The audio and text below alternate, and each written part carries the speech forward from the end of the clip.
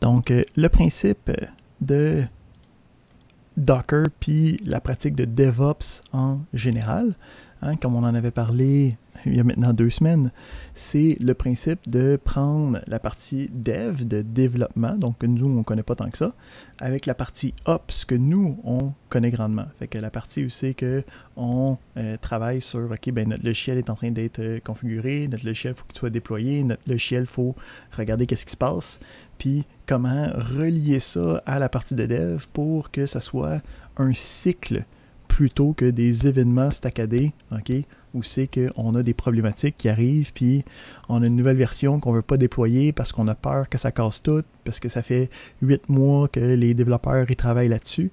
Donc, le principe du DevOps, c'est d'être capable d'avoir du développement cyclique et continuel qui nous permettent de plus facilement travailler main en main entre le développement et les opérations. Donc, le principe de Docker, qu'est-ce que ça va venir faire? C'est venir aider à la partie, OK, en bas ici, là, où c'est que, ben en fait, la partie Verify, Package et Release, OK, même jusqu'à Configure, puis reste là. Donc, tous ces éléments-là font partie de ce que Docker va être capable de gérer. Okay, donc, ça ne va pas faire le développement de l'application. C'est quand tu es un développeur, tu travailles à l'extérieur, mais tu peux faire en sorte que avec Docker, on est capable de déployer des applications qui sont déjà créées. Fait que Docker, son principe, c'est que c'est un environnement isolé. Okay? Donc, le principe important, c'est que c'est isolé dans lequel on va pouvoir déployer des applications. Donc, on va avoir ici ce qu'on appelle le Docker Engine. Donc, quand tu installes Docker, là, en fait, là, puis que quand tu marques Docker quelque chose, c'est que tu envoies des commandes au Docker Engine. Okay? Puis, le Docker Engine va avoir différents éléments qu'on va parler tantôt, des images, des volumes, des containers. Mais la partie importante, la chose qui peut être exécutée, la chose qui exécute ton application, ça va être le container. Okay? Donc, le container va avoir une application, okay? Puis des librairies, okay? Un sous-système complet qui va être exécuté sur le même système d'exploitation que tu as habituellement. Okay? Parce que ici, tu peux dire, quand tu as entendu le mot isolement, puis de dire que ça exécute des applications de manière isolée, tu étais comme, ben oui, on connaît déjà ça, hein? C'est des machines virtuelles. Là, ici, c'est différent parce que Docker va être sur le système d'exploitation original. Il n'y aura pas d'hyperviseur, okay, pour la machine virtuelle qui va faire semblant que c'est un nouveau processeur, puis faire semblant que c'est une nouvelle mémoire, puis faire semblant que c'est un nouveau disque. Fait que toutes ces abstractions-là ne sont pas là quand on travaille avec Docker. Il y a des mécanismes qui permettent que ce soit isolé, puis qu'on soit capable de travailler avec sans avoir à virtualiser un système au complet. Ici, Michael t'a dit, on a installé Docker, Git puis Visual Studio Code. C'est effectivement les 3 choses qu'il fallait avoir. Aujourd'hui, on va utiliser Docker puis Visual Studio Code. Git, ça va être pour la semaine prochaine pour la remise. Mais pour l'instant, on va utiliser Docker. Donc, il faut être capable d'aller dans notre terminal, hein, puis d'être capable de marquer Docker puis que ça fasse des choses. Puis tantôt, on va écrire des documents. Puis à place d'utiliser Notepad, on va être des professionnels. Puis on va utiliser un vrai éditeur.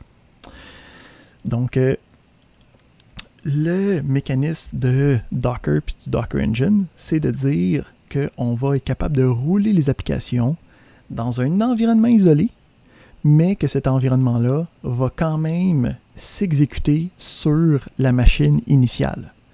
Donc, qu'est-ce que ça nous apporte, ça?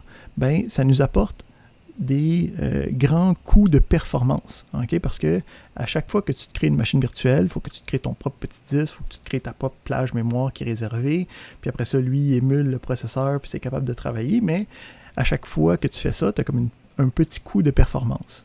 Fait que le but de Docker, c'est d'enlever ce coût de performance-là, donc d'être capable d'avoir les mêmes performances que si l'application s'exécutait nativement sur le système, mais qu'on gardait la prémisse que c'est isolé du système.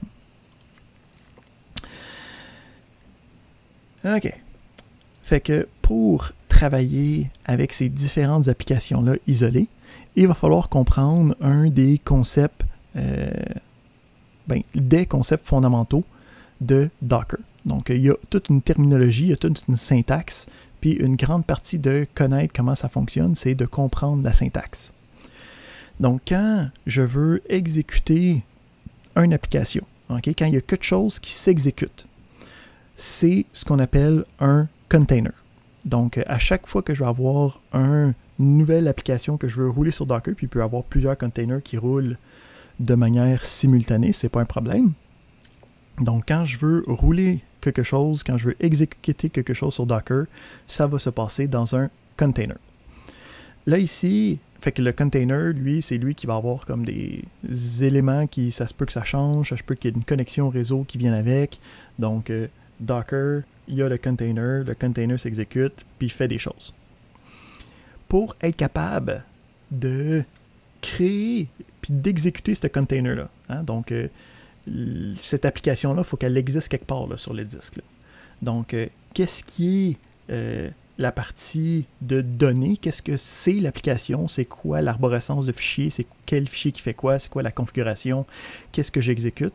Ça, c'est ce qu'on appelle une image. Donc, on a le container qui est exécuté, puis le container est exécuté à partir d'une image. Donc, l'image, c'est un fichier. Okay? Donc, c'est en gros toutes les instructions puis toutes les données que notre container pourrait avoir besoin. Pour être capable de créer une image, on ne va pas tout simplement comme créer nous-mêmes cette image-là. Là. C'est pas comme un... on pourrait y penser comme un peu comme un zip, là, comme un archive de plein d'éléments, mais c'est pas nous autres qui va la faire manuellement, cette archive-là.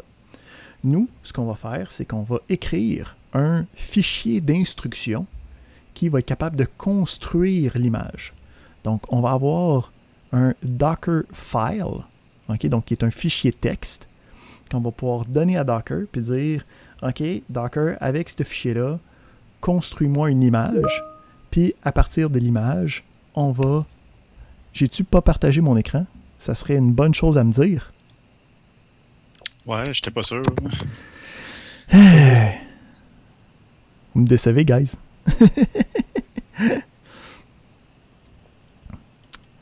OK. Est-ce qu'on voit mon i? Est-ce que c'est mieux? Ouais. Yay! Pas pire, parce qu'on n'était pas en train encore de parler de choses ultra importantes. Fait que tantôt, quand je disais qu'il faut avoir Docker d'installer, il faut être capable d'écrire Docker dans PowerShell, puis que ça mette du stock, là. OK? Excellent. Donc, si on revient juste un petit peu en arrière, là, juste pour faire la métaphore ici de notre... la différence entre Docker et le système virtuel, une machine virtuelle, pardon, Docker roule directement sur notre hôte, puis la machine virtuelle, il y a une étape de plus, hein, ce qui fait en sorte que c'est moins performant. OK, excellent.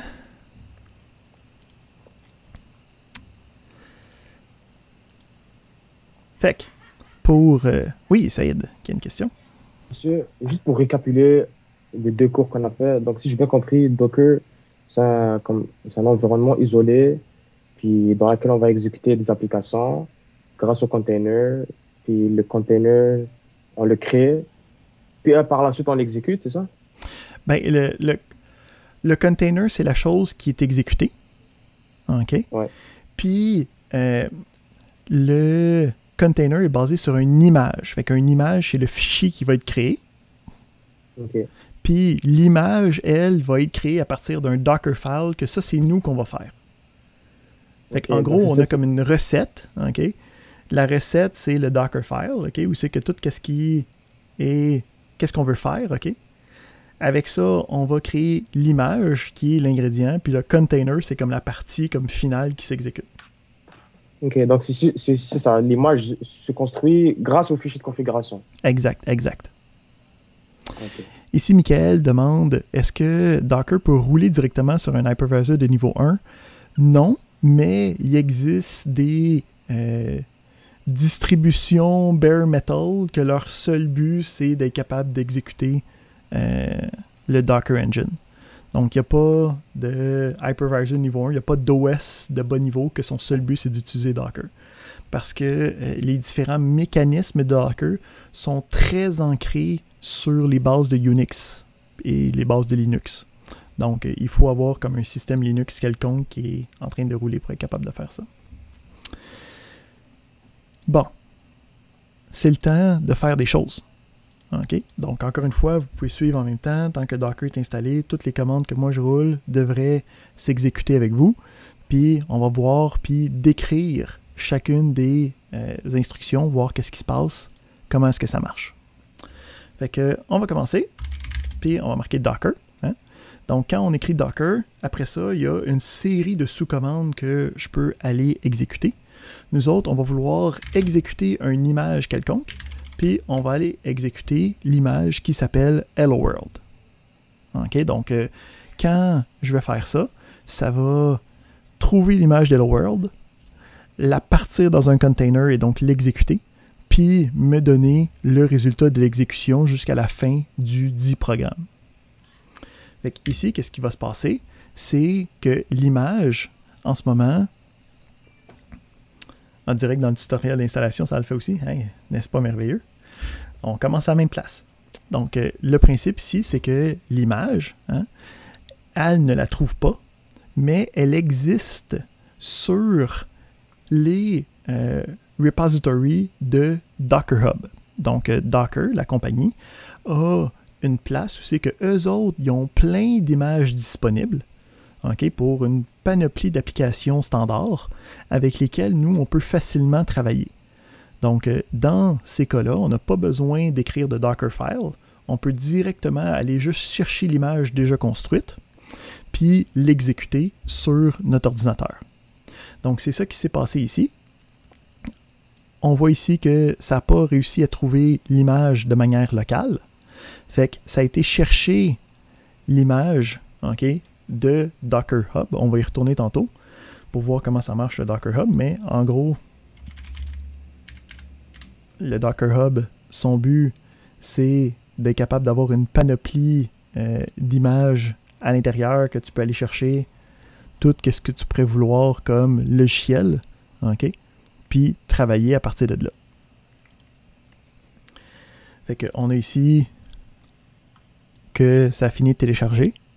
Puis, à partir de là, toute cette partie-là, c'est tout ce qui s'est passé dans l'exécution de notre programme. Là, ici, c'est juste un programme qui fait générer du texte dans le output, là, mais ça pourrait être comme une n'importe quoi qui roule une base de données, qui roule un autre système d'exploitation, qui est une application web.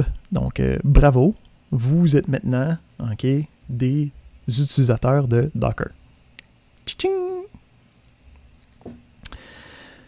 Donc, il faut travailler avec la documentation. Hein? Donc, Docker vient avec sa propre Achievement Unlock. Donc, Docker vient avec sa propre documentation, fait que ça va être toujours intéressant d'aller voir, puis de voir qu'est-ce qui est possible avec. Hein? Fait que nous autres, on est en train d'utiliser le Docker Command Line. Fait que juste de voir c'est quoi les différentes options possibles. Hein? On peut voir qu'il y a du stock à dire ici. Puis, même si on ouvre ici le pane, là, on peut voir que dans le Docker Command Line, nous autres, on vient de faire Docker Run, hein, qui est ici. Mais on peut voir que Docker espace quelque chose, il y en a plus qu'une trentaine. Là, okay? Il y en a genre 4-5 qu'il faut vraiment savoir. Là, okay? Mais le principe, c'est de la documentation est là pour tout quand on en a besoin. Fait que ici, si je regarde le Docker Run, je peux voir que ça roule un nouveau conteneur, okay, puis ça roule une commande dedans. Je peux voir que qu'est-ce que nous on a utilisé. On a le Docker, on a le Run, puis nous autres, comme paramètre d'image, on a utilisé le Hello World. On peut voir ici qu'on avait des options facultatives. Hein? Donc, est-ce que cette syntaxe-là, vous êtes familier avec? Oui. Qu'est-ce que ça veut dire les args 3 petits points? C'est, dans le fond, c'est des arguments. Par exemple, Docker, tu mets l'option qu'il y a plusieurs options différentes. Après, ici, ça c'est l'option. Ici, pourquoi il y a 3 petits points? Parce qu'on peut en mettre plus qu'une. Hey, tu vois, tu utilises juste la logique, puis ça marche quand même. Hein? Fait qu'on a les options, puis on a des séries d'arguments. Il peut en avoir plusieurs, dépendamment de qu'est-ce qu'on a besoin. OK. Fait que là, ici, ce qu'on va aller voir, c'est que pour rouler ce container-là, on a une image qui a été téléchargée. Fait qu'on peut aller voir la liste des images qu'on a en ce moment avec Docker Images. Fait que là, ici, moi, c'est pas sur la même ligne, là, mais on peut voir que j'ai mon Hello World, ok, j'ai un numéro de ID qui est créé automatiquement, puis on peut voir ici que c'est pas très gros, c'est juste une application qui fait rien pantoute. Ok? Parfait. Fait que si on essaye de refaire le Hello World, on peut voir que on peut le refaire plusieurs fois, hein? Mais que quand je regarde mes images, j'ai quand même juste une image qui est disponible. Okay? Donc, il n'y a pas téléchargé plus d'images. On avait juste besoin de la première image. Tout est beau. Ici, on peut essayer de déliter les images. Donc, habituellement, quand on n'a pas besoin, okay, on peut déliter les images si on essaie de faire ça.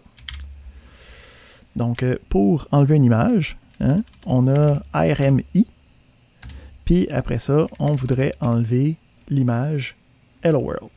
Donc, si on fait encore une fois un petit tour, on peut aller ici, on peut... Ouf, mon CSS y a explosé. On peut aller voir ici la commande ARMI, qui me dit, on peut essayer d'enlever une ou plusieurs images. Hein? Donc, Docker, ARMI, le nom de l'image, puis on va être en business.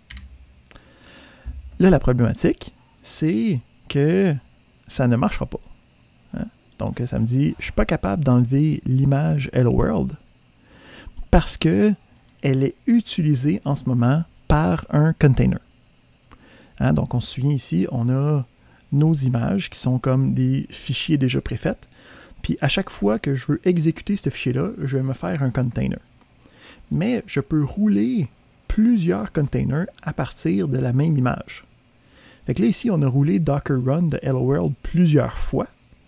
Fait qu'on peut voir, en fait, si on fait Docker Container ls-a,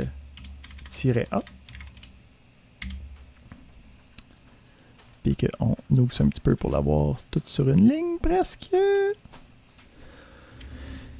Je peux-tu avoir peut-être un petit font un petit peu plus petit pour aujourd'hui pour que ça fitte à l'intérieur? Juste un petit peu plus petit. Et voilà. Et voilà.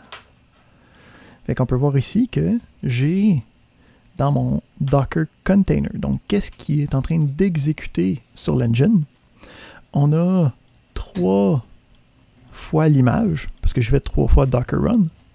Puis on peut voir que à ce moment-ci, okay, ils ont tous été exited. Donc ils ont tous exécuté une fois, ils ont fini, fait qu'ils sont comme fermés.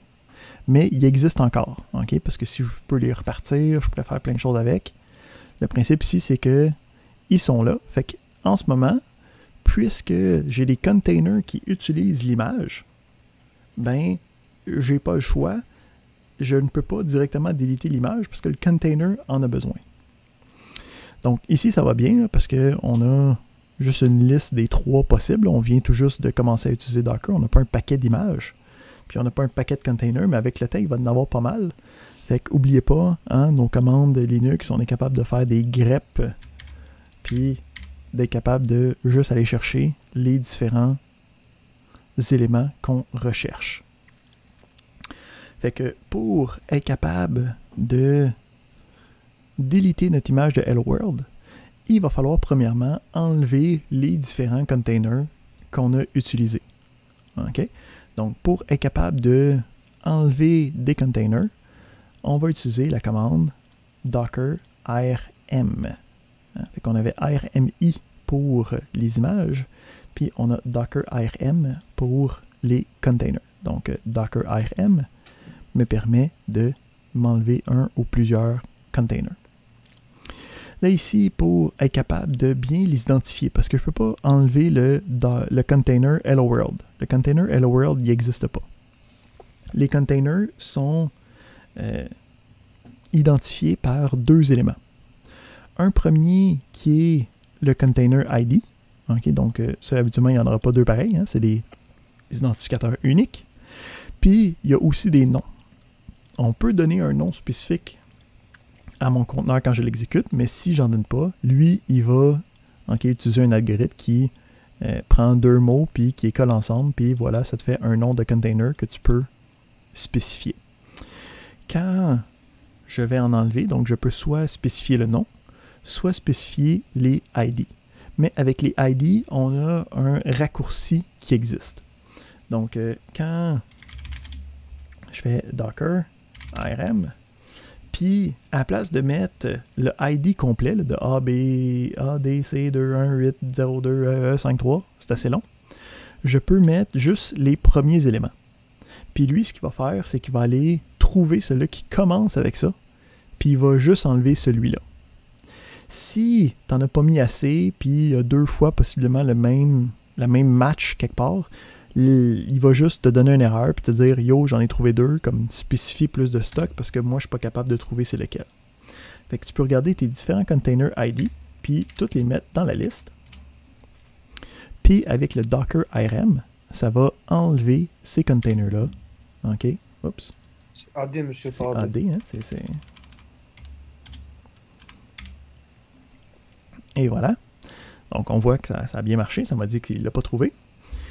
Puis après ça, je l'ai enlevé manuellement. Fait que si, après ça,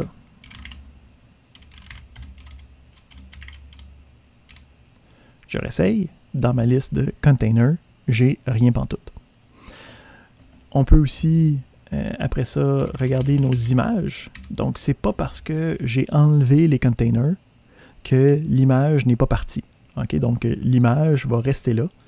Fait que, après ça, c'est à moi de dire je veux enlever l'image qui va enlever tout ce qui est là.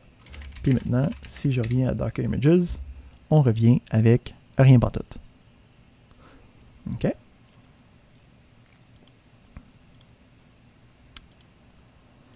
Parfait. Donc, on a vu que je peux utiliser le Docker Run pour être capable de aller chercher une image si je ne l'ai pas localement, puis de l'exécuter immédiatement. Puis je peux réexécuter cette même image-là plusieurs fois. À chaque fois que je l'exécute, ça va faire plusieurs containers. Si après ça, je veux me débarrasser de l'image, ben si elle a un lien vers un container, il ne va pas me laisser le faire. C'est à moi de faire la gestion qui vient avec ça. OK? Fait qu'on va essayer de rouler une deuxième image qui va être NGX, qui est un serveur web bien reconnu. Donc, encore une fois, en l'exécutant avec le Docker Run, hein, ça va dire, OK, ben j'ai pas réussi à trouver l'image que tu recherches. Fait qu'il faut que j'aille la chercher. Puis, une fois que j'ai réussi à faire ça, il va commencer à exécuter le programme. Là, la problématique, c'est que ce programme-là, contrairement à notre Hello World, c'est un programme qui est comme continuel. Hein. Le but d'un serveur web, c'est que tu le mets à up, puis comme il continue. Mais là, ça a pris le contrôle de mon terminal. Là. Okay? Je ne peux pas aller écrire autre chose là, parce qu'il est en train de rouler durant l'application. Donc ça, c'est un peu fatigant, okay? Parce que quand j'exécute quelque chose, souvent, je vais vouloir que ça s'exécute, puis que ça s'exécute dans le background, là, en tant que démon, quelque part dans le système. Donc, il faut faire attention, parce que par défaut, quand tu fais le Docker Run, ça va s'exécuter dans ton environnement courant, ne te laissant pas rien faire d'autre. Fait que, il va falloir être capable de rouler ça en tant que démon. Donc, ici, ce qu'on va faire, c'est qu'on va quitter cet élément-là. Fait que le habituel CTRL-C va me permettre de me sortir de là. Donc, ça l'a arrêté l'exécution du container. Hein. Donc, si on fait un Docker container LSA, je peux voir ici que mon container a exité 10 secondes. Il y a 10 secondes. OK. En passant aussi, vous allez voir, à place de Docker container ls, un raccourci, OK, mais que ça se peut qu'il s'en aille à un moment donné, c'est Docker ps. Donc, Docker ps-a va m'afficher tous les containers. En passant, pourquoi est-ce qu'on met le "-a? C'est que par défaut, le ls, puis le Docker container ls, puis le Docker ps va seulement afficher les différents containers qui sont en train d'être exécutés. Donc, en ce moment, puisque tous les containers qu'on regardait, ils étaient arrêtés, il fallait utiliser la commande A pour les voir. Fait que ce qu'on va faire, c'est qu'on va exécuter NGX une deuxième fois, mais cette fois-ci, on va le rouler avec un démon. Donc, le principe, c'est que ça va le partir, mais ça va relâcher le contrôle, puis me redonner contrôle de mon terminal. Fait que on peut faire Docker Run, puis on va lui donner l'option D pour être un daemon. Fait que avec l'option D, ça nous permet de l'exécuter. Là, puisqu'il avait déjà trouvé l'image localement, on n'a pas eu besoin d'aller la rechercher, puis on a ensuite l'exécution qui se passe ici. Fait que là, si je fais mon Docker PS ou le même Docker Container LS, hein, puis pas de A, pas besoin de A cette fois-ci, on va voir que NGX, OK, a réussi à être démarré. Ça fait 14 secondes.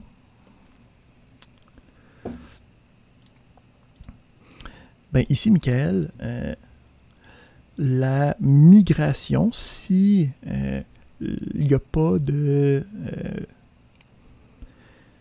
s'il n'y a pas de données statiques avec, admettons, genre un serveur web qui est capable de déployer un site web statique quelconque, vous allez voir que le déploiement puis la migration se fait quasi instantanément parce que c'est juste un fichier texte qu'il faut qu'il soit partagé. Fait que c'est instantané, là, parce que ça va être capable d'être... l'image va être capable d'être sur 2 ordis en même temps. OK? Puis va pouvoir un s'ouvrir, l'autre se fermer, puis puisque les deux sont des images qui sont identiques, hein, donc l'exécution ou pas, c'est juste de le partir normalement comme si c'était sur l'image. Ce mécanisme-là, par exemple, c'est qu'est-ce qu'on va voir dans la deuxième partie du cours, quand on va parler d'orchestration de containers. Fait que, excellente question, mais 4-5 semaines à l'avance. Fait qu'on peut voir ici qu'on a notre NGX qui est disponible. OK? Là, ici, si on essaye de l'enlever, ce container-là. Fait que si je fais mon Docker IRM, puis j'essaye E4, hein, on va voir que je ne peux pas l'enlever le container comme la dernière fois parce qu'il est en train d'être exécuté. Hein, parce que comme on a dit tantôt, NGX c'est un serveur web, je peux y accéder autant, il est supposé rouler tout le temps. Donc, je ne peux pas juste enlever un container puis l'arrêter. Donc, il faut arrêter le container avant de pouvoir l'enlever. Fait qu'on peut utiliser la commande docker stop. Puis, on se souvient, hein, quand on identifie un container, on peut soit utiliser son ID ou le nom qui a été donné au container. Donc, quand on a les éléments, on a des noms qui ont été donnés à chaque container. Fait que je peux Quizzical Meninsky, c'est un excellent nom de container.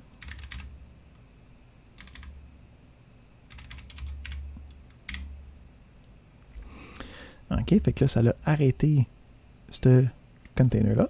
Donc, si je fais un ps-a, je peux voir que j'ai celui que j'avais arrêté moi-même et celui qui vient d'être arrêté, celui que j'ai arrêté avec le CTRL-C, puis celui que j'ai arrêté avec le Docker Stop.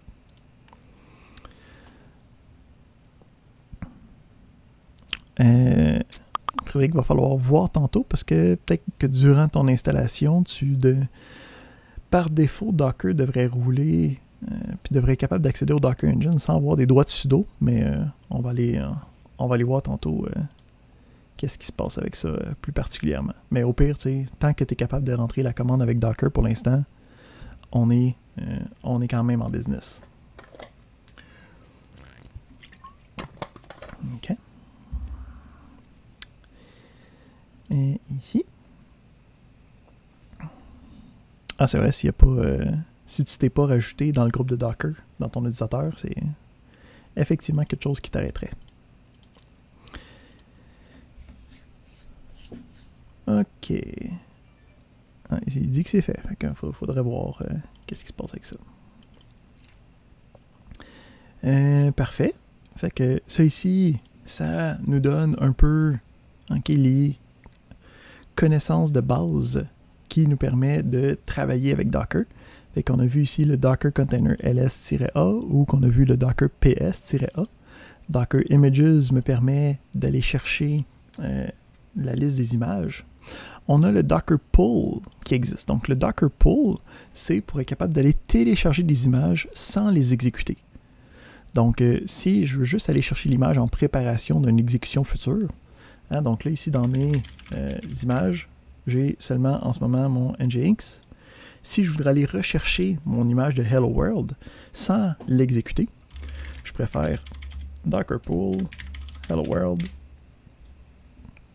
Puis ça va juste aller chercher l'image sans l'exécuter.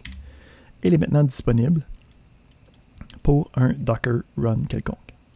On a le Docker IRM qui permet de enlever de ma liste de containers soit par ID, soit par nom. On a Docker IRMI pour Remove Image. On a le Docker Stop qui me permet d'arrêter un container. On a le Docker Run qui me permet d'aller chercher une image si elle n'existe pas déjà, puis de l'exécuter immédiatement. Puis on va voir tantôt le Docker Exec qui va me permettre d'exécuter des commandes à l'intérieur d'un container. Donc si ces deux exercices-là sont trop faciles, on ne les fera pas, on vient tout juste les faire ensemble. Tant qu'on a réussi à survivre ça, on est correct.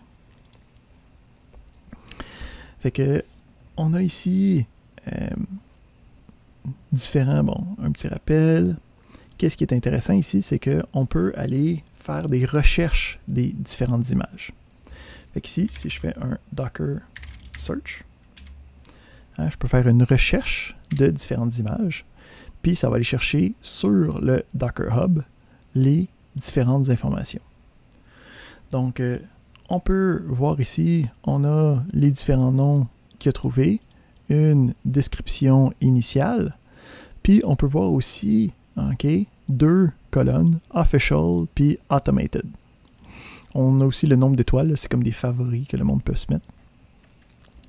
Fait que ce qu'on peut voir, c'est qu'on a ici le Hello World qui n'a pas d'éléments préalables. Parce que vous allez voir souvent, il va y avoir un nom d'organisation avec un slash suivi du nom de l'image. Donc, les images officielles n'auront pas cette organisation-là, parce que c'est des images officielles, ils n'ont pas besoin de mettre le nom d'organisation. Tu vas voir que dans la colonne Official, on a un petit OK. Donc ça, en gros, c'est des images qui sont maintenues puis développées par Docker puis le monde à l'intérieur de l'organisation principale.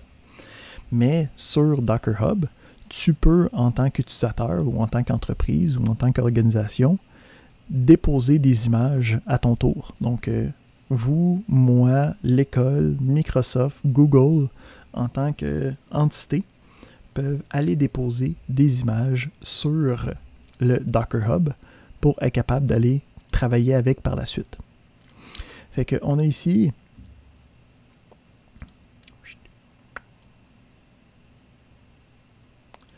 une autre colonne qui est la colonne Automated. Donc, la colonne Automated, ce que ça implique, puis on va le voir plus tard dans le courant de la session, c'est quand on est en train de travailler avec une application qui peut être mise à jour, souvent, la construction de l'image va être automatisée.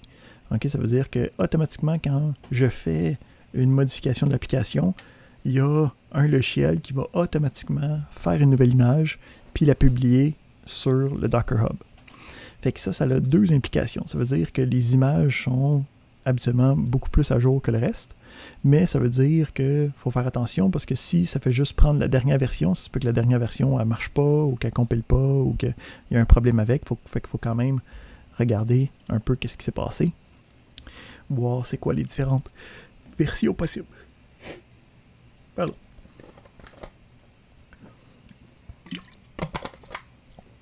Excellent. Parfait.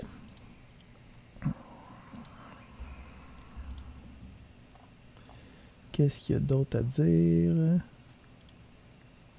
OK. Fait que ici, vous allez avoir votre premier exercice à faire. Donc, moi, je vais mettre la liste des exercices à faire à la fin de la période, là. En gros, pour chacun de ces exercices-là, il y a une démonstration de qu'est-ce que vous avez trouvé. Donc, ici, ça dit de partir l'image, okay, avec cette image-là, avec le flag IT. Donc, le flag IT, on va voir que c'est pour avoir une commande interactive. Ça veut dire qu'on va pouvoir taper des choses à l'intérieur. Puis, on va regarder l'input. Donc, ici, le principe, c'est qu'il faut aller voir dans la documentation qui vient avec pour savoir qu'est-ce qu'il faut rentrer pour savoir comment ça marche. Parce que quand on s'en va sur notre Docker Hub, quand je veux installer quelque chose, fait que mettons ici, je veux une base de données MySQL quelconque, dans la base de données, il va y avoir un README qui va expliquer qu'est-ce qui est possible, okay, puis comment ça marche, travailler avec cette image-là, puis comment je fais pour avoir des containers de cette image-là spécifique. Donc, il faut s'habituer à être capable de retrouver les différentes images, d'être capable de retrouver les documentations de ces images-là, puis d'être capable de les interpréter. Donc, il existe en passant d'autres repositories d'images de Docker. Okay? Donc, mettons, genre, il y a Quay aussi qui existe, mais pas mal tout le monde utilise le Docker Hub parce que c'est comme la force de la compagnie qui fait l'application, qui fait en sorte que tout fonctionne avec. Fait que c'est un petit peu plus facile. Okay? Donc, le principe, c'est que quand tu as le nom d'une image, hein, on avait le nom Hello World, mais je préfère Docker Run avec le nom de cette image-là. Ben là, j'ai le Docker Run, je pourrais rouler qui met thématique Hello World NGX, je pourrais faire Docker Run Karina Marinara Hello World App. OK? Donc, n'importe quel de ces runs-là serait capable, ça va automatiquement chercher sur le Docker Hub. Si je vais aller chercher d'un autre élément, fait que les images peuvent venir d'un peu n'importe où, tu peux toujours ajouter le nom du repository. Si tu n'as pas le nom du repository, ben ça va automatiquement aller chercher sur Docker Hub. Fait que il va falloir que vous cherchiez sur Docker Hub pour aller chercher les informations de cette image-là, savoir comment l'utiliser, puis à partir de là, trouver le message secret qui vient avec. Parfait. Fait qu'on va regarder un peu comment est-ce que ça fonctionne les images, puis comment les versions d'images aussi peuvent être utilisées. Fait que si on regarde les images d'Ubuntu, hein, donc c'est assez simple, ça nous permet d'avoir un système Ubuntu au complet qui s'exécute. Donc si on regarde, on va voir qu'il y a des tags qui viennent avec. Donc, on sait qu'il y a différentes versions d'Ubuntu, qu'il y a des 2 versions par année, il y a des versions LTS, et ainsi de suite. Fait que, à l'intérieur du même repo d'image, il va y avoir les différentes versions qui sont disponibles. Donc, quand moi, je vais faire un Docker Run Ubuntu, ben, ça va aller chercher une des versions spécifiques, mais je peux décider quelle version j'utilise à la place. Donc, si, admettons, je fais un Docker pull Ubuntu avec rien d'autre. Ici, pas ça. On peut voir ici, qu'est-ce qui est important de voir, c'est que ça a utilisé le tag latest. Donc, par défaut, quand je ne mets pas de tag spécifique, ça va aller chercher un tag automatique qui est le latest tag, donc la version la plus courante. si je regarde dans la liste des tags, hein, on peut voir ici que on a le latest qui existe. Là. OK? Donc, le latest est juste la dernière version. Si on regarde, c'est il y a 1 mois que c'était disponible. Si on regarde aussi dans la liste des tags supportés, on peut voir ici que pour aller chercher ceux-là, c'est tous le même tag. Donc souvent, un tag, c'est juste une étiquette. Hein? Donc c'est pas comme genre un numéro que tu peux juste... c'est pas un identificateur unique. Donc je peux avoir ici le tag latest, mais si j'aurais utilisé le tag 20.04, ou si j'aurais utilisé le tag focal, ou si j'utilisais le tag rolling, tous ces tags-là auraient été chercher la même image. Parfait. Fait que ici, si on fait ça, mettons, justement, on peut faire docker pull Ubuntu. Puis si j'avais marqué 20.04, on peut voir ici que quand il a été chercher 20.04, il a vu, hey, j'ai déjà cette image-là. Là. J'ai déjà une image avec un SHA-256 de 3.1 DF quelque chose. Il est déjà existant. J'ai pas besoin d'aller le retélécharger. Mais si je décide d'aller chercher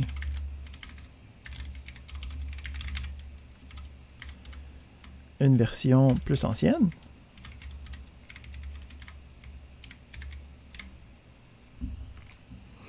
on peut voir ici qu'il va aller chercher d'autres éléments pour être capable de compléter ces images-là. Puis là, si je m'en vais voir mes différentes images, je peux voir ici que j'ai le Ubuntu 16.04 avec le Image ID qui est celui-là. Puis on peut voir ici que j'ai les deux Ubuntu que j'ai pullés, hein, le latest puis le 20.04, qui ont les deux le même Image ID. Hein, donc les deux représentent le même élément. On peut modifier les tags comme on en a besoin. Donc les tags, c'est des choses qui sont complètement versatiles. Okay? Il n'y a pas rien de serré là-dedans. Donc je peux changer les tags. Donc je donne un tag. Si le Ubuntu 16.04, ok, je veux que ça devienne Ubuntu Xenial. Hein? Donc je prends le tag de 16.04, puis je fais que ça devient Xenial. Si je retourne voir mes images,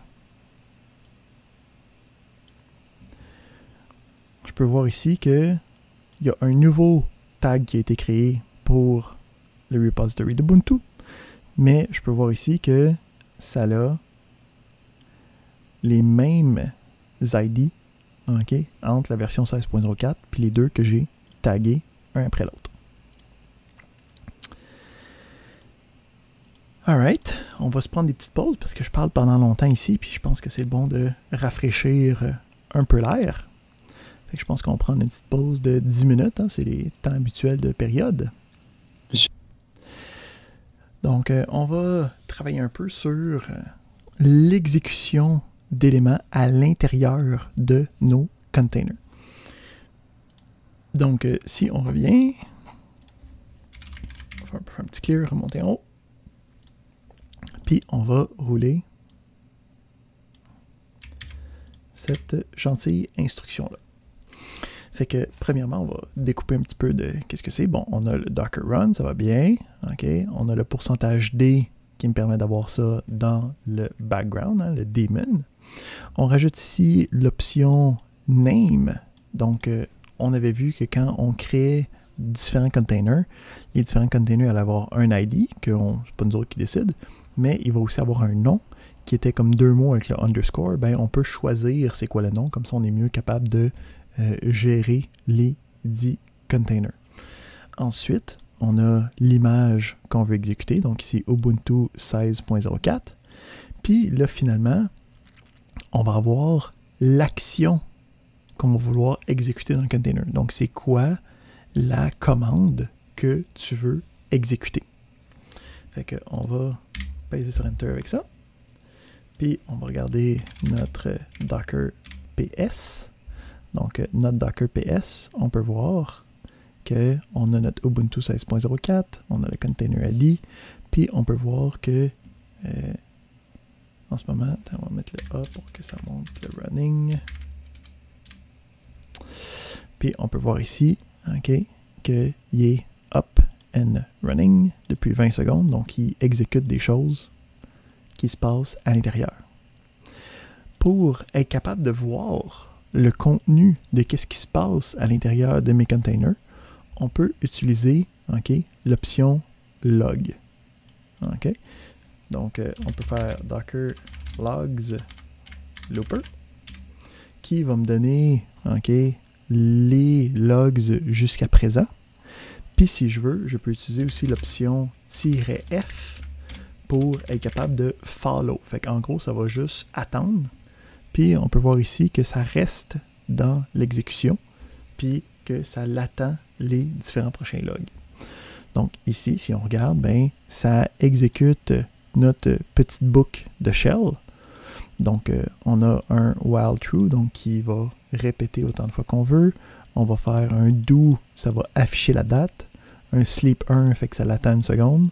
Puis c'est la fin de la boucle. Fait qu'on a une boucle infinie qui va faire afficher la date, attendre une seconde, rafficher la date, attendre une seconde, rafficher la date. Puis on peut voir ici que c'est effectivement, OK, qu'est-ce qui se passe à l'intérieur de mon container. Parfait. Donc, ici, je peux sortir de mon Docker log avec un petit CTRL-C. Le container est encore en train d'être exécuté. OK, ça fait 1 minute qu'il roule, ça va bien. Puis, je peux faire une pause sur le container. On peut y dire, OK, calm down. OK, on ne veut pas de toi pour l'instant. Donc, à ce moment-là, on peut voir ici que il était là pendant 2 minutes, mais qu'en ce moment, il est paused. OK? On peut voir aussi que si je fais un docker logs avec le F, on peut voir qu'en ce moment, il n'y a pas de nouveau élément qui vient derrière. OK? Donc, il est posé, il n'est pas en train d'exécuter, fait que tu peux comme geler l'exécution de ton container au besoin. Puis après ça, tu peux unpause. Puis si on retourne voir les logs, on peut voir qu'il a recommencé à travailler. OK? Puis on peut voir que ici, le saut d'une trentaine de secondes qu'on a fait pendant qu'il était paused.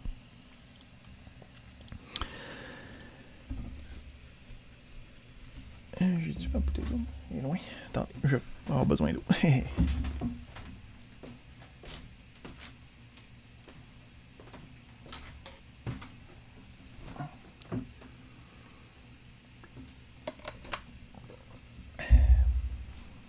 On peut aussi, donc le Docker log, ça permet de voir qu'est-ce qui se passe d'une manière comme détachée, là, pendant qu'on n'est pas comme activement dans le container. Si je veux m'attacher au container, puis de l'avoir directement, je peux, là ici, je vais m'ouvrir ça dans un autre terminal, là. Je peux faire attach, OK, sur mon container. Puis là, à ce moment-là, je suis directement dans la fenêtre de commande, là, OK, dans l'invocation du terminal courant. Donc, si on fait ça, puis je clique sur le CTRL-C, ça l'a arrêté non seulement qu'est-ce que je suis en train de faire, mais si je regarde mon PS, en ce moment, je peux voir qu'il n'y a aucun container qui est couramment actif. OK, donc quand je fais attach, c'est que ça me gruge après l'exécution courante. Là, dans l'exécution courante, j'ai cancellé l'exécution. Fait que là, le container n'a plus rien à faire. Fait qu'il a arrêté, il a exité une fois qu'il a fini ses différentes instructions. Il y a des manières de ne pas envoyer le signal de terminaison. Okay? Donc, si tu veux, tu pourrais, quand...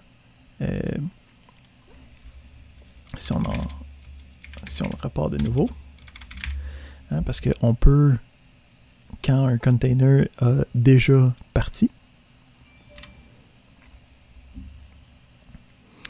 je peux y aller avec... Oups. On va aller dans l'autre fenêtre pour bien... fait que ici, on a le attach, puis on peut lui donner l'option de signal de proxy qui est false. Donc en gros, là, c'est quand je vais cliquer sur CTRL-C, il ne va pas m'arrêter l'application, il va seulement me déconnecter. Fait qu'encore une fois, je suis à l'intérieur. Si je regarde dans mon tab, je peux faire Docker PS. On peut voir qu'il est en cours d'exécution. Mais si je l'arrête ici, puis je fais mon Docker PS, il est quand même en train de s'exécuter. OK, donc en ce moment, avec le attach, avec le sig proxy false, ça fait en sorte que j'ai pas eu besoin à... ça n'a pas arrêté l'exécution du container quand j'ai cliquer sur CTRL-C à l'intérieur. On est capable aussi de rentrer dans le container puis de partir un nouveau processus complètement. Donc, tu peux soit t'attacher au processus principal, hein, qui gère si le container est fonctionnel ou pas, mais tu peux partir un deuxième processus à côté. Donc ici, tu vas pouvoir partir un deuxième environnement, mettons, de bash pour être capable de travailler à l'intérieur. Donc, on peut faire docker exec. Donc, docker exec va me permettre de exécuter une nouvelle commande à l'intérieur de l'environnement du container. Donc, à l'intérieur de mon Ubuntu 16.04 que j'ai parti avec le looper, là, ça me permet de dire, ben, je veux, à l'intérieur de looper, partir bash, puis après ça, l'option I et T, où c'est en fait deux options, c'est %i, %t. Puis, ce qu'on veut ici, c'est être capable de, quand je tape sur des touches, que ça l'envoie dans le système. Puis, le T, c'est pour que ça me donne un terminal. OK, donc ici, ce qui vient de se passer, c'est que je viens d'ouvrir une session de bash à l'intérieur du container qui est en train de rouler ma boucle looper. Si je regarde justement les différents processus qui existent à l'intérieur de cet environnement-là. Donc, il y en a pas mal moins que d'habitude, hein, parce que c'est un environnement isolé, qui n'a rien de spécial à l'intérieur. On peut voir, j'ai ma commande principale de mon conteneur, puis j'ai ici, OK, les exécutions de cette commande-là. Fait que, à l'intérieur de bash, on a le sleep 1 qui était courant, puis après ça, j'ai mon propre environnement que moi j'ai exécuté. Fait qu'on peut voir ici, OK, la majorité sont tombés sur le sleep 1, là, parce que de tomber sur la date, il faudrait être sur la microseconde exacte, là, qui n'est pas dans le sleep. Fait que j'ai le bash que j'ai créé, j'ai la liste des processus, puis j'ai la commande principale qui existe. OK. Parfait, fait qu'on peut exiter de là, puis on peut faire un docker stop de looper, ok, mais le docker stop, puisqu'on a une boucle infinie en ce moment, il va prendre du temps, ok, fait que ce qu'on peut faire à la place, c'est docker kill, pour être capable de dire arrête tous les processus, puis après ça, stop là. Fait que docker kill, si je regarde mes processus ouverts en ce moment, on peut voir qu'il n'y en a pas. Puis on peut enlever le looper. OK. Puis on peut maintenant voir que ça les a toutes enlevées, toute connaissance. On a nos deux derniers NGX de tantôt. Mais sinon, tout est beau avec ça.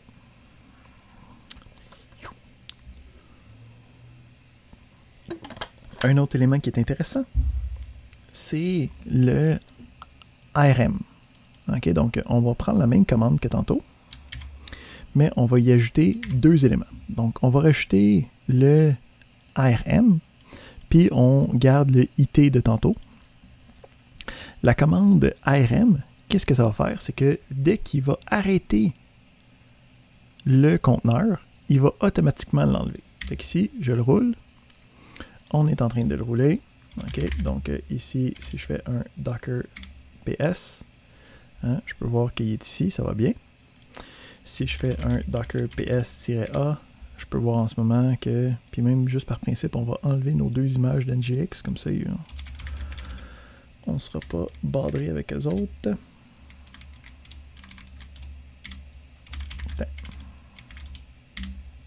Fait que en ce moment, j'ai juste mon image d'Ubuntu qui roule mon looper. Fait que si je décide de m'attacher à mon looper, on voit que ça va y aller normalement. OK? En passant ici, quand tu veux être capable de sortir de là sans l'arrêter, hein, parce que si on paye sur CTRL-C, tantôt on a vu que ça allait arrêter le conteneur, tu peux toujours faire CTRL-P, CTRL-Q, qui est la séquence d'échappement pour sortir de là. Donc c'est ici, tu peux aller le voir quand on est dans le Attach. C'est la séquence par défaut, là. Okay, donc je suis dans la documentation de Docker. Je veux savoir quand je suis attaché, comment je fais pour sortir de là. Fait que pour stopper le container, tu peux utiliser CTRL-C. OK. Puis sinon, tu peux toujours te détacher avec la séquence d'échappement CTRL-P, CTRL-Q. Parfait. Fait que si on refait ça, ici, j'essaie de certain. Ouais.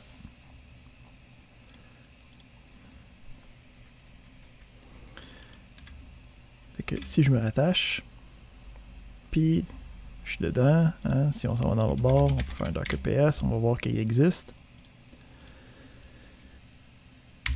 Si je l'arrête, je peux voir qu'il n'est plus courant, mais non seulement ça, je peux voir que le conteneur au complet a été enlevé, hein, parce que dans notre option initiale, on a rajouté l'option ARM.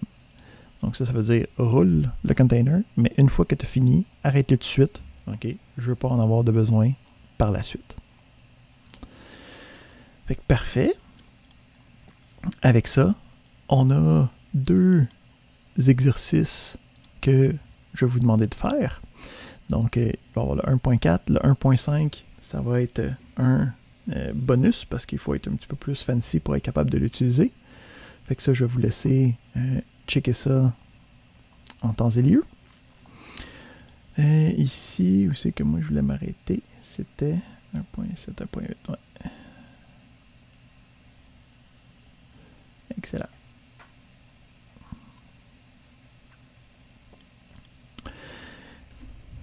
Fait que là, jusqu'à présent, on a juste commencé à travailler avec le principe de j'utilise une image qui est déjà préfaite. Là, ce qu'on va voir, c'est comment est-ce que je fais pour créer mes propres images, puis être capable de créer, de comment créer des Docker files pour être capable de créer des images avec. Donc, pour être capable de faire ça, il va falloir commencer à utiliser un environnement de développement de texte. Fait que pour l'instant, je vais sortir de celui-là, puis je vais amener notre ami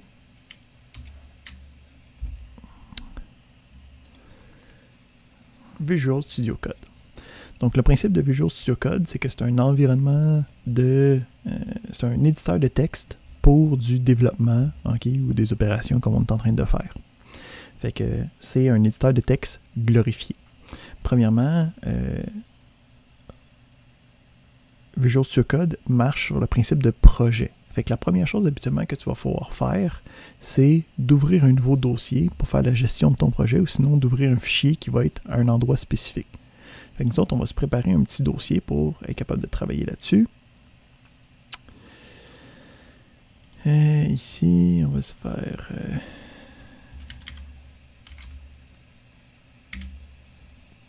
un petit dossier DevOps.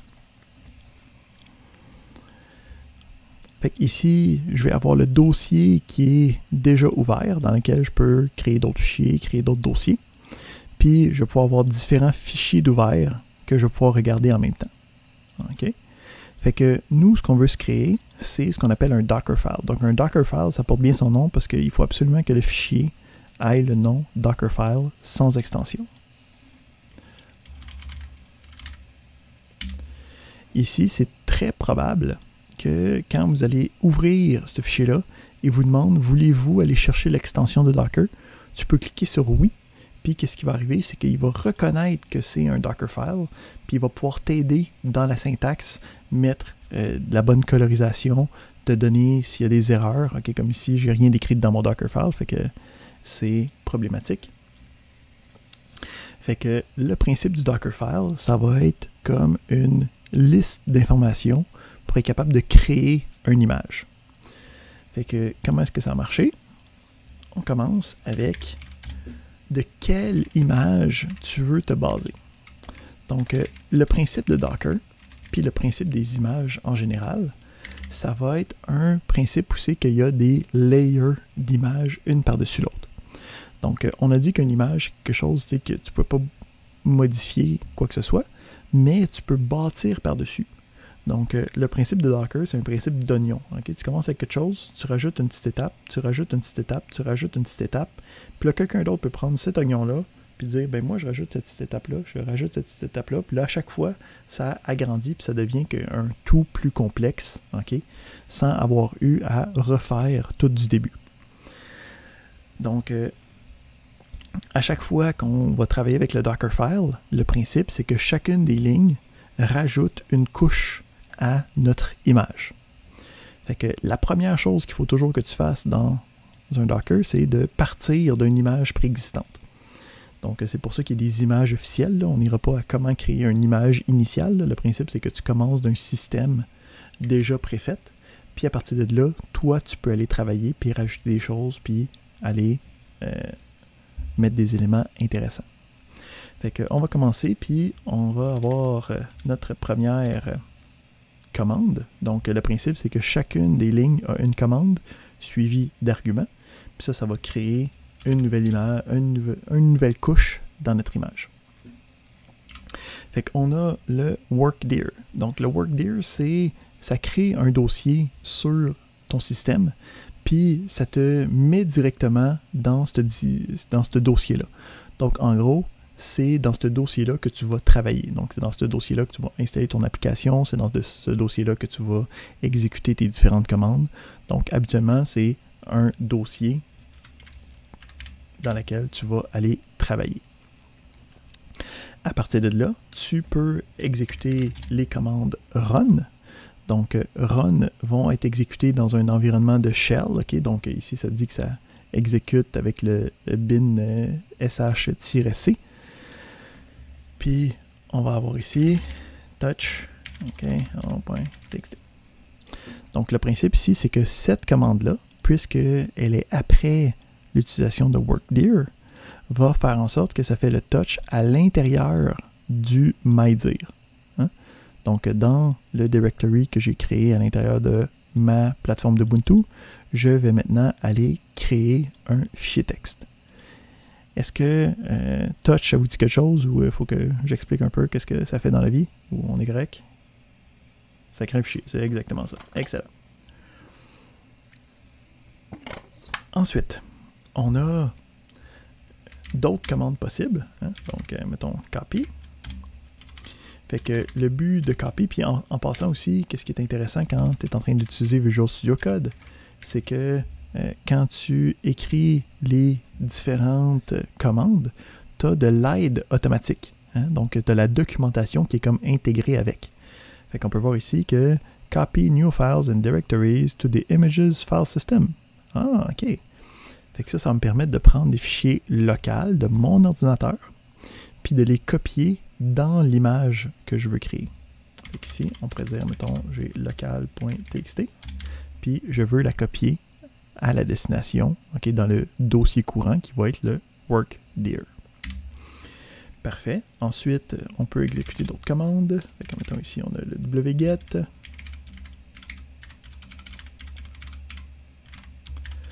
Wget, ça vous dit aussi quelque chose?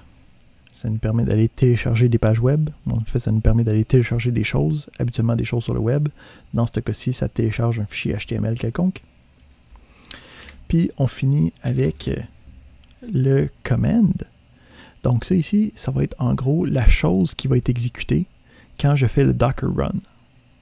OK, donc ici, ça se prend entre crochet carré. On va voir pourquoi un petit peu plus tard. Mais pour l'instant, on prend ça pour du cache. Donc, on a un crochet carré. Puis, la commande que je veux utiliser.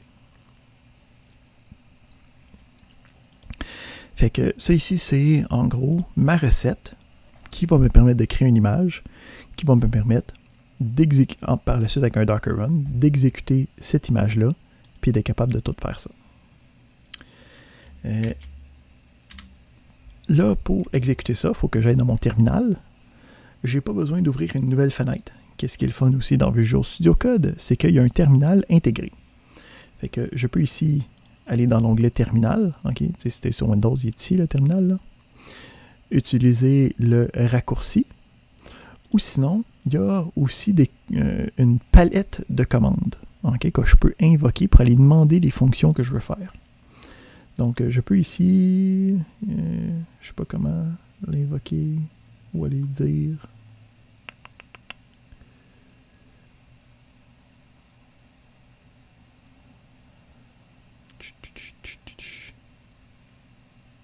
Ici. Fait que tu as le command palette, OK, que tu peux invoquer avec CTRL-SHIFT-P ou POM-SHIFT-P dans mon cas. Puis, quand je paye sur POM-SHIFT-P, ça l'invoque, OK, la commande de palette dans laquelle je peux écrire qu'est-ce que je veux. Ici, je veux un nouveau terminal. Puis, je peux voir ici, OK, qu'il y a toutes les options possibles qui parlent de terminal.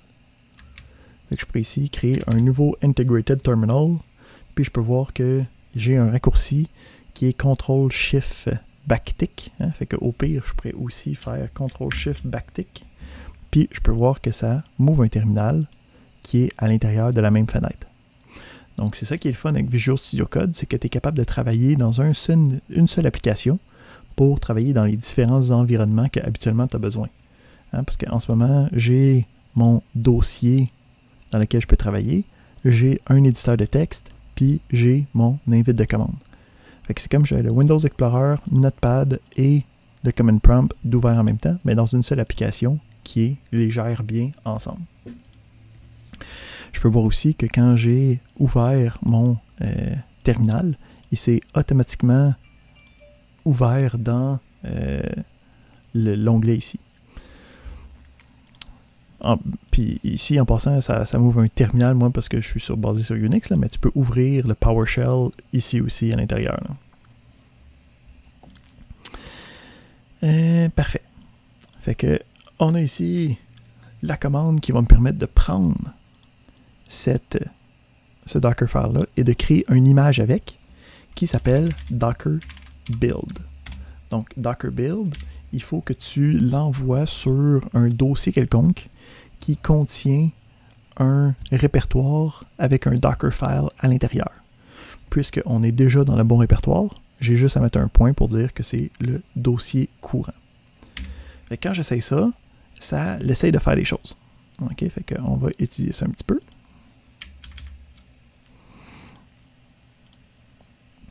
Fait que je peux voir ici qu'il y a 6 étapes qu'il voulait faire. Hein, donc, il part du step 1.6, parfait. Il part du work_dir, parfait. Il part du step 3.6, il run le touch hello. Fait que il voulait faire les 6 instructions que moi j'ai écrites à l'intérieur. Hein, puis on s'est dit que chacune des instructions allait rajouter une couche à notre oignon d'image. Puis là, rendu à l'étape 4 de 6, il n'a pas été capable de faire le copy local.txt. Pourquoi? Ben parce qu'en ce moment, je n'ai pas de fichier local.txt qui existe dans mon dossier courant. Fait que c'est normal qu'il n'a pas été capable de le copier. Fait qu'on peut voir ici que copy failed, ok, on n'a pas réussi à l'installer. Fait que ce que je peux faire, c'est dans mon dossier courant, on va se créer un nouveau fichier qu'on va appeler local.txt.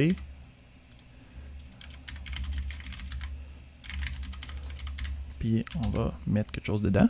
OK? Fait que là, ici, je change rien à mon Dockerfile. Puis je vais réessayer de build mon élément.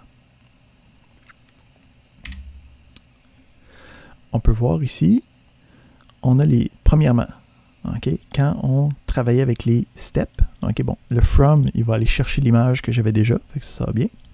Mais là, je peux voir que le step 2 de 6, il dit que ça l'use la cache. Donc, il va aller reprendre les différents layers qui ont déjà été faits, puis il ne va pas les refaire. Hein? Il va juste dire, ah ben, ça, je l'ai déjà fait, j'ai déjà une version qui est fonctionnelle avec ces éléments-là, je le reprends. Fait que, il utilise la cache.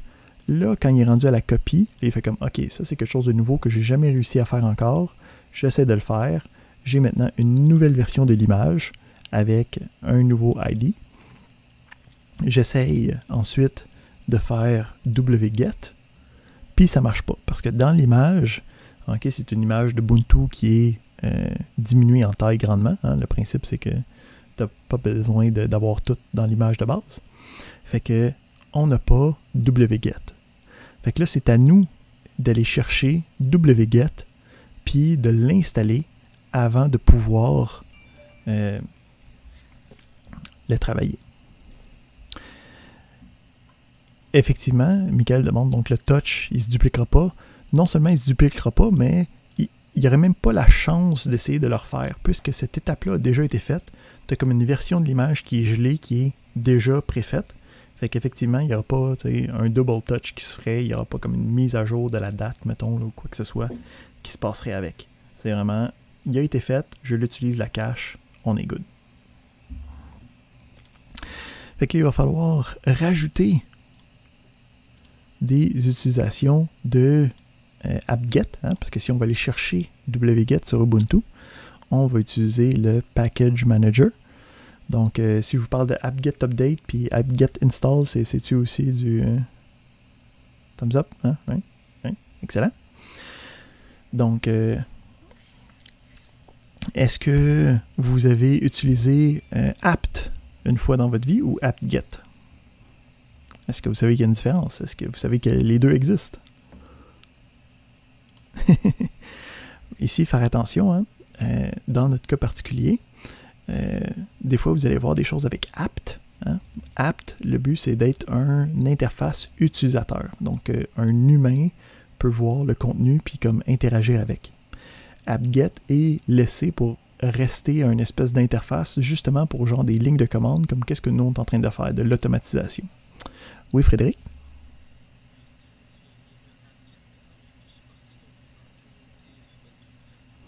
Il est supporté, OK? Mais il n'est pas développé plus.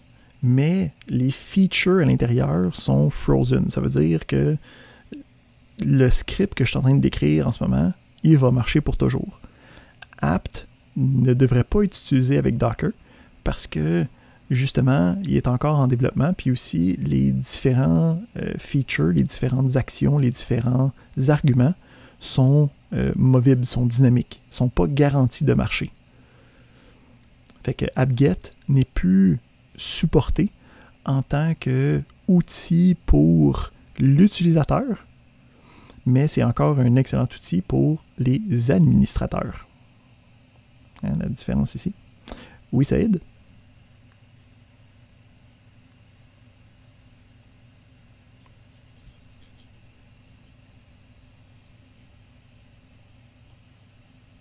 Ah.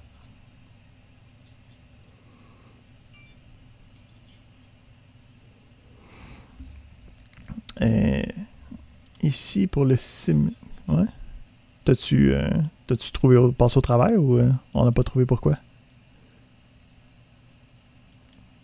Frédéric, t'as-tu réussi à trouver? Tu viens de l'avoir, là? OK. Peux-tu paster l'erreur dans notre chat? On va essayer de voir qu'est-ce qui se passe un peu avec ça. C'est au copie local qu'il n'a pas réussi à faire? OK, OK.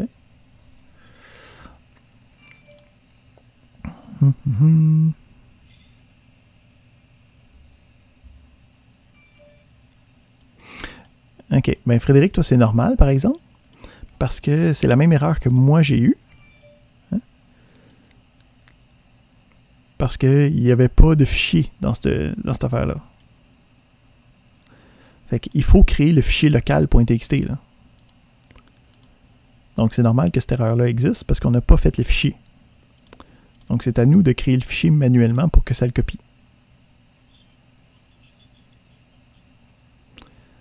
Blablabla.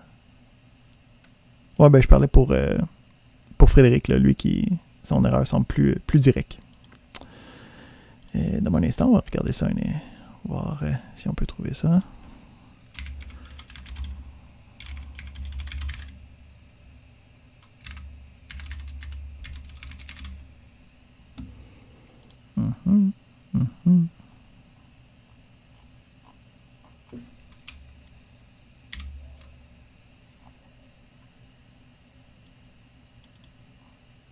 OK. Ici, OK.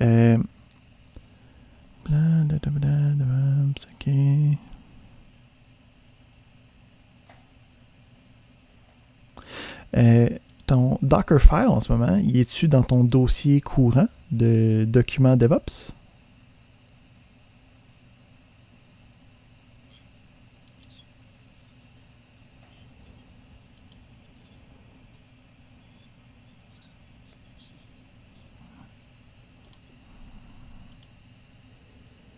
Il n'y a pas d'extension à Dockerfile. C'est juste un... Non, c'est ça, c'est juste le nom Dockerfile. Il n'y a pas de point, il n'y a pas rien. Puis il faut que ça aille un D majuscule.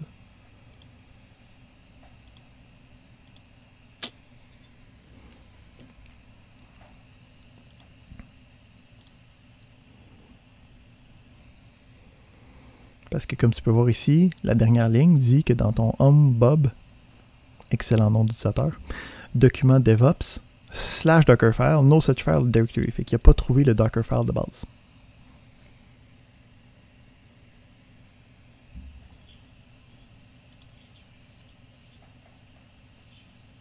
Tu peux renommer celui que tu as courant. Là. Fais juste enlever son extension. Puis, Excellent. Fait que on est en train d'essayer de créer une image à partir d'un Dockerfile. On veut utiliser wget, mais on n'est pas capable de l'utiliser correctement. Donc, ici, ce qu'on va essayer de faire, c'est d'installer wget. Donc, si on essaye de rajouter ça,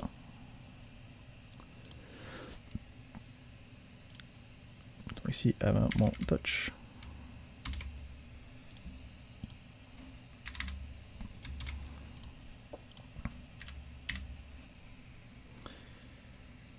excellent. Fait que le principe, c'est que quand il essaie de faire le install doit aller chercher l'application à partir de la liste de toutes les applications qui existent. Hein? Mais cette liste d'applications-là, elle n'est pas fournie parce que ça prend de la place. Okay? C'est une couple de megs de plus qu'on dit on n'a pas besoin de ça. Donc, ça ne va pas la chercher dans notre application. Fait que ce qu'on peut faire, c'est dire run apt get update. Puis, une fois que tu as le apt-get update, une fois que tu vas avoir mis tes différentes sources, il va aller être capable d'aller chercher le wget. Mais là, ici, il y a une problématique qu'on va régler avant de commencer à essayer de rouler cette version-là. C'est dans notre pensée que les éléments ils sont cachés à l'intérieur de l'élément. Fait que ici, si je décide de m'emmener de rajouter un nouveau programme, que je ne vais pas chercher wget, je vais chercher curl ou je vais chercher nano ou quoi que ce soit d'autre. Le principe, c'est que le update ne sera pas re-exécuté parce qu'il va être dans la couche précédente. Donc, il va avoir été exécuté une fois là, puis même si je change les applications, il ne fera pas un nouvel update.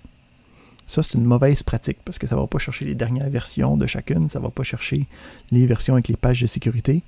C'est quelque chose qu'on veut essayer d'éviter à tout prix. Fait que ce qu'on va faire, c'est qu'on va mettre ça sur une seule ligne de run. Fait que pour être capable de faire ça, on peut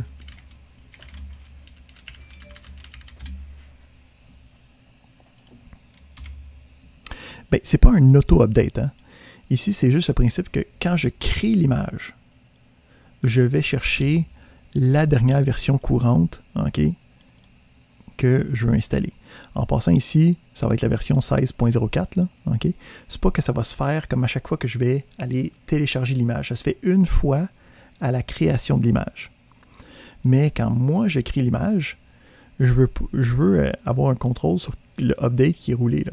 Fait que on le met toujours les deux ensemble pour s'assurer que dans les différentes migrations, habituellement, tu vas télécharger les images entre eux autres. Fait que eux autres vont avoir les mêmes images, fait qu'ils n'auront pas des versions différentes. Si tu changes la version de ton image, là, ça se peut que tu aies des versions plus à jour, par exemple. Mais habituellement, quand on parle de migration, on va garder les mêmes images parce qu'on veut juste que ce soit un endroit différent. Fait qu'on veut pas que rien casse. Alright. Fait qu'à partir de là, on voit que ça fait le apt-get update. Ensuite, ça va faire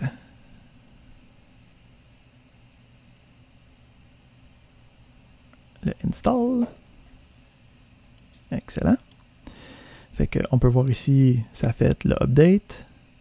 Ensuite, ça fait le install quelque part ici. Ça a commencé l'install, ça a installé toutes les librairies nécessaires. Puis ça finit quelque part avec wget. Fait que ça finit cette étape-là. On a le touch hello, on a le copy, puis on a réussi à faire le wget, okay, qui sort ça. Donc ça va avoir le index.html. Puis on setup la commande. On a réussi à construire l'image C255A34B, quelque chose de même. Fait que si je m'en vais dans mes Docker Images, je peux voir ici que j'ai mon image C255A34C3BAA qui est ici, qui a en ce moment aucun tag, aucun repo, mais qui est disponible pour mes exécutions. J'ai une question de Ada.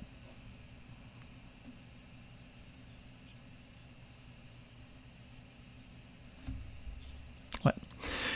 Celui-là, c'est la commande qui va être invoquée automatiquement quand on va faire le Docker run par la suite. Fait que c'est pas pour la configuration de l'image, c'est pour la configuration de l'exécution de l'image. Fait qu'en gros, si quand je vais faire Docker run C255 blablabla, ça va automatiquement me mettre dans un bash de Ubuntu. Fait que justement, là ici c'est le fun, ça a créé une image comme on voulait, mais ça l'a fait avec aucun tag. Fait que ce qu'on peut faire, c'est qu'on peut la taguer nous-mêmes avec le numéro C255. OK.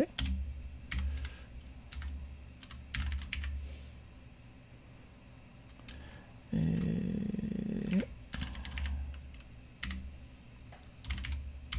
si je check mes images. Fait qu'on peut voir ici, j'ai l'image qui s'appelle MyFirst, qui est le C255 que j'ai créé précédemment. Fait que je vais être capable, à partir de là, de rouler mon image. Je peux aussi, quand je construis l'image, okay, j'ai mon Docker build, je peux aussi rajouter l'option -t avec le nom du tag immédiatement. Comme ça, ça me permet de travailler avec. Fait que si on regarde ça, on va ici faire un Docker run -it de MyFirst. Fait que le Docker Run va prendre une image quelconque, l'exécuter dans un conteneur. En utilisant l'image MyFirst, ça va exécuter l'image que moi j'ai faite. Puis avec le IT, ça va me permettre d'envoyer des commandes avec mon clavier puis de voir le résultat apparaître dans mon terminal. Fait que je peux voir ici que ça me rentre dans un système d'Ubuntu. Puis à l'intérieur, je peux voir ici que je suis couramment dans MyDir. Puis si je regarde à l'intérieur, j'ai en ce moment le local.txt qui a été copié. J'ai l'index.html sur lequel j'ai fait un wget. Puis j'ai le hello.txt sur lequel j'ai fait le touch. OK.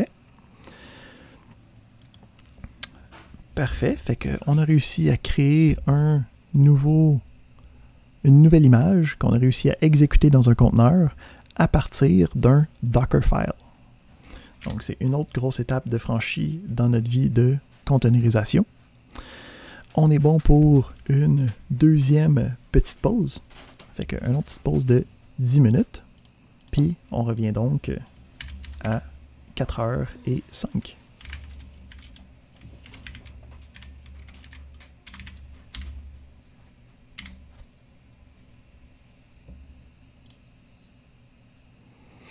Ben ici, ils ont été mis dans le index.html. Ici, je peux faire... ok, c'est bon. Oui.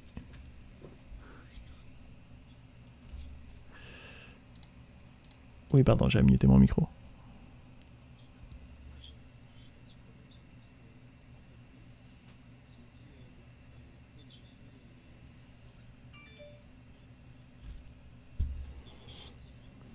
Mhm.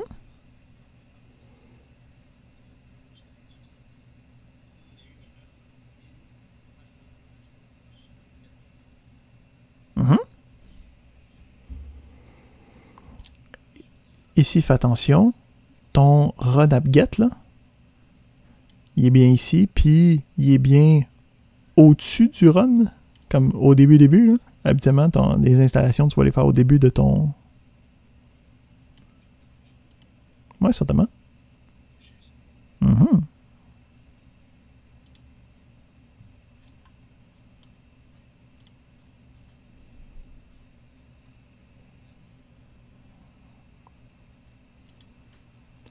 Yes.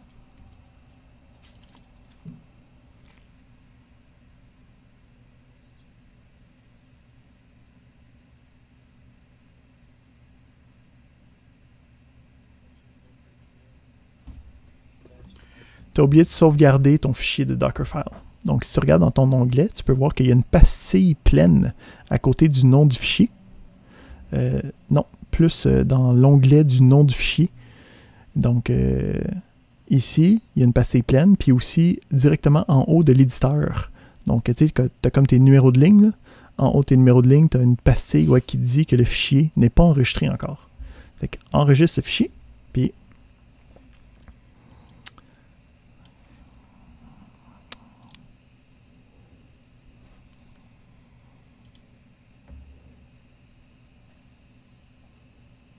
Et voilà. Pas de problème. Fait que je reviens tantôt. Alright. Fait que on a construit notre image à partir de notre Dockerfile. On a réussi à construire l'image, on était bien content. On a réussi à taguer l'image. On a réussi à exécuter un conteneur à partir de cette image-là. Puis là, en ce moment, on est dans le conteneur, OK, où c'est qu'on peut travailler sur nos différents éléments. Fait que juste pour le fun, on va créer un fichier à l'intérieur de ce conteneur-là. OK? Fait que ici, si je suis à l'intérieur, je peux voir que j'ai maintenant un fichier additionnel. Puis on va sortir de là. Puis là, on va voir quelque chose d'intéressant parce que le principe, on a dit que l'image était statique. Fait que qu'est-ce qui se passe quand je rajoute des choses dans mon conteneur, quand je touche à des éléments dans le conteneur? Fait qu'on peut ici dire, OK, fais-moi un différentiel, OK, à partir de mon conteneur. Là, ici, en passant, point intéressant, si tu regardes, tu sais, tu as root at quelque chose, qui est le hostname par la suite. Le hostname est automatiquement le container ID. Fait que je peux utiliser le container ID ici, 6.3a, pour faire mon diff. Puis je vais pouvoir voir, qu'est-ce qu'il y a de différent. Fait que je peux voir ici que ça a quelque chose dans le MyDir a été modifié, C pour changed. Je peux voir ici que ce fichier-là a été ajouté. Puis je peux voir aussi que le petit Vlimer, il sauvegarde mon bash history et sauvegarde les commandes. Là. Si je veux cliquer sur en haut, il faut que ça vienne de quelque part. Fait que on a ici une version, où c'est que j'ai mon image qui est statique. Puis là, par-dessus de ça, j'ai une couche qui est comme les différences entre les différentes valeurs de mon image initiale, puis la version courante qui est en train d'être exécutée. Ben, moi, je peux prendre cette image-là, je peux prendre mon image initiale, puis la petite couche de choses par-dessus, puis la repackager dans une nouvelle image, parce que les images, c'est des couches que tu mets par-dessus des couches, que tu mets par-dessus des couches, que tu mets par-dessus des couches. Fait que je peux créer une nouvelle image avec le Docker commit.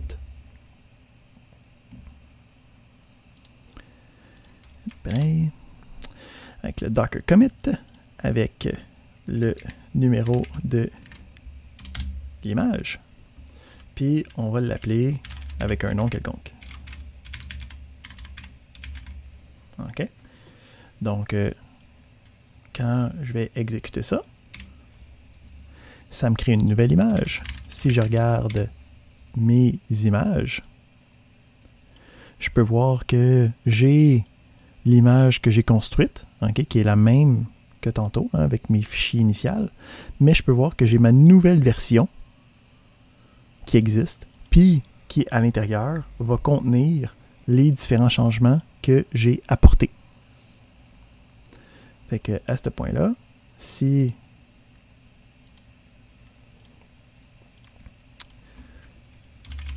je fais Docker Run de mon image que je viens de créer. Puis là, ici, qu'est-ce qui est intéressant, c'est que là, tantôt, quand on a fait le Docker Run, si on revient ici, quand on a fait le Docker Run, par défaut, ça va exécuter cette commande-là. Fait que ça m'a mis dans un environnement de bash. Mais cette commande-là, je peux la remplacer par ma propre commande, si je veux, quand je fais le Docker Run. Fait que ici, on va essayer, à la place de juste faire le Docker Run de MyFirst, pas de commande qui ferait le bin bash, on va y aller puis faire un Docker Run de ma version spéciale. Puis à la place de faire une invocation du terminal bash, on va invoquer un ls qui va m'afficher le contenu du dossier. Oups,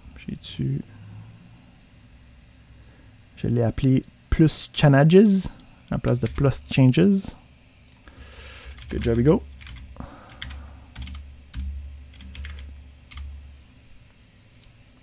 OK. Ou en fait, si je voudrais réparer mon problème, je pourrais faire docker tag, puis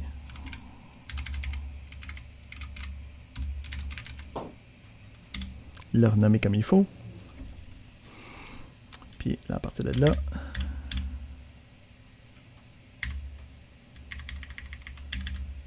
celui-là. Fait que ça roule ma nouvelle version. Donc la version que j'ai construite, mais là avec mon petit layer de fichiers additionnels. Puis on peut voir ici que le fichier que j'ai créé manuellement a été comme inséré puis couché dans la nouvelle image pour que je puisse travailler avec. OK?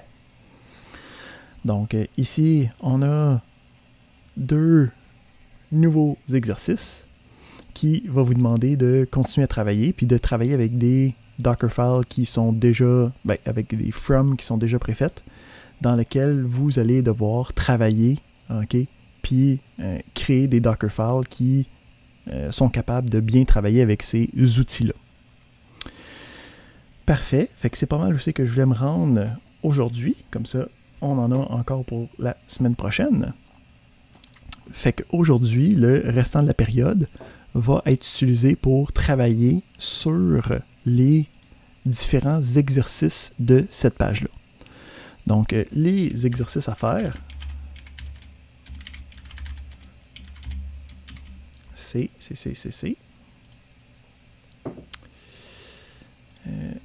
1.3, 1.4, le 1.5 est en Bonnie, le 1.6, puis le 1.7.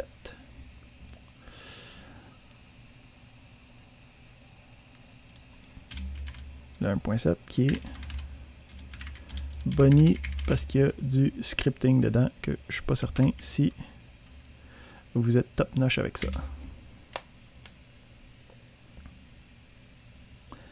Fait que ben c'est plus qu'il faut comprendre comment utiliser un script pour être capable de travailler avec les différentes variables qui viennent avec. Fait que c'est un boni. T'sais, au pire, tu le fais, ça te donne plus de points, t'es content. Si tout le monde le fait, tout le monde a des bonis. Fait que pour chacun, on demande de créer des Dockerfiles, ok? Que c'est ça que tu vas remettre à moi pour vérification. Oui, Saïd? Oui, certainement. Il était au début de la conversation, mais je vais le repaster par principe. Excellent. Fait que pour le restant de la période, je veux qu'on travaille là-dessus. Encore une fois, moi j'ai enregistré la partie d'aujourd'hui. Je vais la mettre en ligne. Sachez par exemple que d'encoder le vidéo puis de l'uploader, ça prend comme une couple d'heures, là, fait que ça sera sûrement pas disponible avant demain matin. Je vais faire une annonce dans le channel principal pour dire quand c'est prêt puis à quel lien vous pouvez le retrouver.